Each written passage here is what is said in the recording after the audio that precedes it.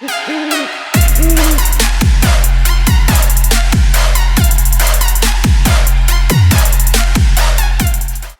is Iceman John Bailey. Welcome back to another Iceman series segment. In this short clip here, I wanted to talk to you a little bit about outsmarting a flanked gobbler. Okay, my brother and I got set up in a field, and it was a beautiful, beautiful setup. It's a huge field, and I think he said it had winter rye. Can't remember what he said in it, and we actually saw like a little small crescent in that particular field, and I figured if we put the decoys on that crescent, any turkeys that would be coming from our left, from our right, or behind us could actually see it. But if it was down further below that crescent, they wouldn't be able to see it if they came in behind us. So as soon as we got to this location, we sat up in a particular spot, and we had a little bit of cover behind us. It wasn't a lot of cover, but it was just about the best that we had at the time. So as soon as we got there to that location, he heard a gobble, and he told me, I hear a gobble. So we got set up, put the decoys out. I put out a hen with a jake above her, looked like he was mating her. So I put that out, and it really was set up really nice. And Clayton had put a hen out to our left and a hen out to our right in between the mating pair. So we got set up, and as soon as we got set up, I used my illusion call. This is my go-to call when I go out west. This is an illusion call. I mean, I just went on and hit that, and he gobbled, and I was like, oh wow. And I didn't get fancy at the time. I just basically yelps, and I just yelped like 4 different times, but I know he was getting closer, and that's all I really did. I just yelped like 4 times, just basic yelps. I didn't do any. I didn't get fancy with it, so just basic yelps, just basic yelps. All I did was just basic yelps. I mean, it was just basic yelps, and he just gobbled. And we waited another probably like 3 minutes just to see, just to check his temperature. And after that 3rd minute, it's basically, he gobbled again, but it was closer. And I said, Clay, he's closer. He said, yeah. So we sat there, and another 3-4 minutes went by, and he gobbled again, and he was closer. And then another 3-5 minutes, he gobbled again, and he was closer. So I just put the call down. And when I put the call down, I think it was about 5 minutes later, all of a sudden, you hear that spitting and drumming, and you're like, oh man, he's coming. So we was facing the field, and we were just basically, we dialed in, we was ready. So all of a sudden, he just putted, and putted, and putted, and putted. And then he went to our right. And I'm thinking, what in the world just happened here? So he flanked us. I think what happened, and we really believe what happened, was he saw the jake on top of the decoy, and he must have got beat up by other jakes. So I'm assuming that he saw that jake, and that jake spooked him, and he started putting. He may have been over hunted as well, because there's some other hunters in there, and in some cases you don't know how other hunters, they may overcall, they may put too many decoys out, they may move a lot. I don't know how those hunters, I don't know what their capabilities were. So we were just assuming that this was an over pressured bird. That's what we was assuming. So the gobbler finally went past us, and what was so cool about the whole setup behind us was pines, cut pines, and it was open in there for the most part. You could just walk in there, and it wasn't real thick, and they can use that as a funnel. And that's what they were doing, going back and forth, using that pine area as a funnel, and they could look out into the field and see if there was a hen out there, and then they would go out there and try to breed her. But he flanked us and went past us. So in the heat of the moment, I was a little frustrated, and I'm sure Clayton was frustrated.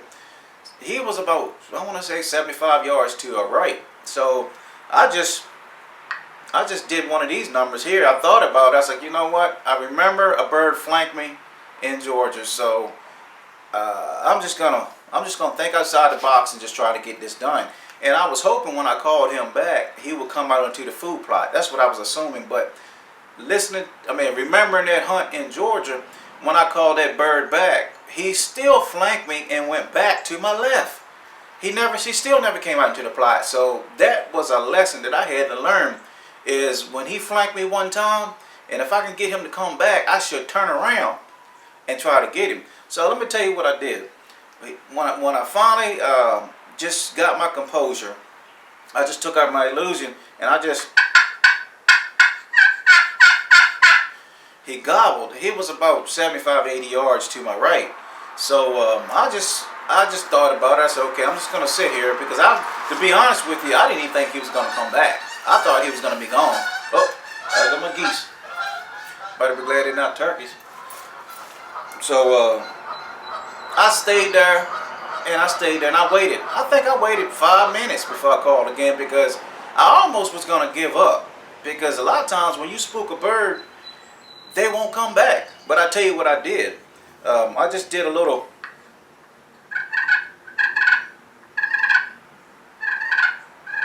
real light purring. Just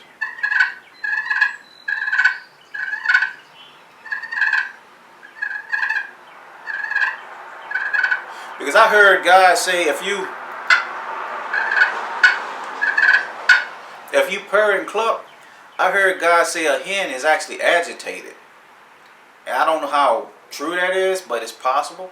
Because all I did when I heard that gobbler, he gobbled after I yelped, I started purring. The minute I started purring, he gobbled.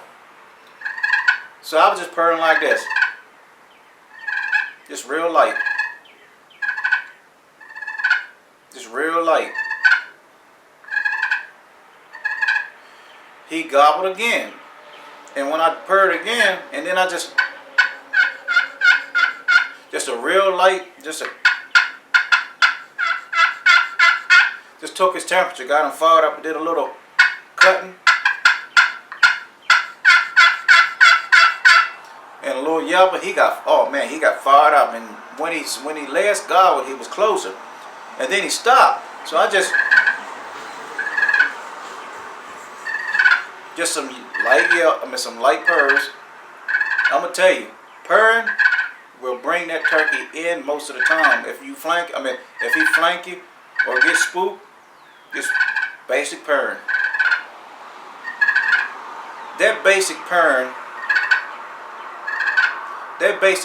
brought that gobbler back, but he stayed behind us, and that pine funnel. I'm gonna tell you what I did.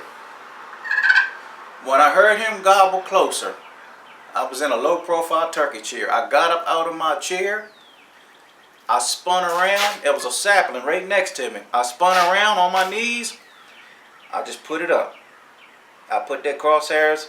I found an opening about the size of a basketball, and I just waited. I heard him. Then I heard him walking to my left. So I cut my eyes. I seen that red head. I just went on and looked. I just went on and dialed in on that scope, and I put the spot. I put the scope right there where that opening it was, about the size of a basketball. And as soon as he got near that basketball, or should I say near that shooting lane, I'm gonna tell you what I did. I didn't have a mouth call, because I don't use mouth calls. First of all, they just bother me. Putting them in my mouth, they just bother me. I just used my mouth. I just said burp, burp, burp, real light. I wasn't going to try to be loud, because to me it's hard calling even with this bare mouth. I just said burp, burp, burp. He stopped right there in that shooting lane, and it was over. It was done. It was done. But he was just steady walking. He wasn't walking and stopping, walking and stopping. He was just on a steady walk. And if I hadn't just said burp, burp, burp, he wouldn't have stopped. And once he stopped, it was done.